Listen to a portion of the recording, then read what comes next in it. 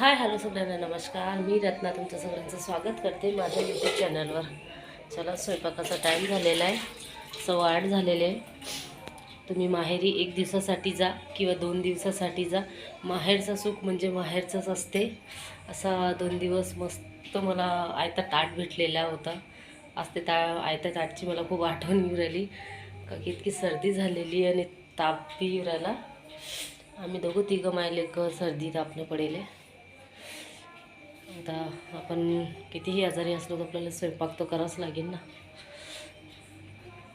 तर यावेळेस चला मी माझ्या माहेरी ना जाताना मी माझ्या आईच्या माहेरी गेली ती. मला खूप सर्दी झाली आणि माझा माहेर खूप दूरचा आहे. माझा माहेर MP मध्य प्रदेश भोपाळचा आहे. म्हणून आणि तुम्हाला तर माहिती आहे सगळीकडे पाऊस चालू आहे. म्हणून मी यावेळेस तिकडे ना जाताना इथंच मावशी मामांच्या घरी गेली ती भुसावळला. तिथून मग तुम्हाला माझ्या ताईचं घर दाखवलेलं होतं. माझी मोठी ताई लहानी ताई मला जळगावला घेऊन गेले ते मग त्यांच्या घरी. आणि माझ्या दोन्ही बहिणींना मला इतकं मस्त समजा आयता जेवण कोवायती चहा काहीच करू नाही दिलं ना. आज त्या गोष्टीची आठवण येऊ राहिली की आता कितीही आपण आजारी असलो की आपल्याला तो करावाच लागेल. आपल्याला कोणी देणार नाही.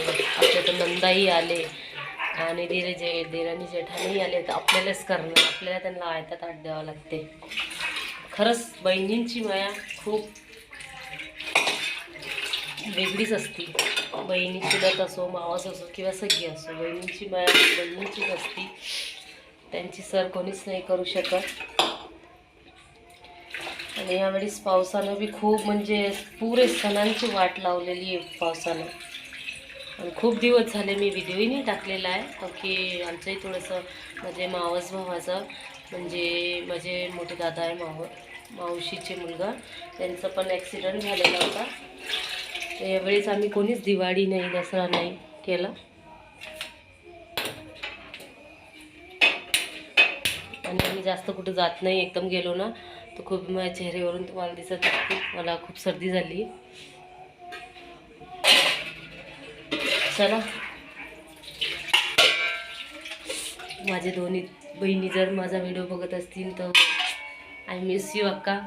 मला तुमचे जे तुम्ही माझी 2 दिवस सेवा केली त्याची खूप आठवण येऊ राहिली.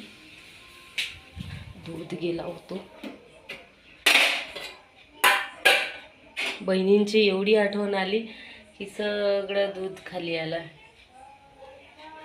चला ठीक आहे, दूध जाणं बी शुभ असते म्हणतात.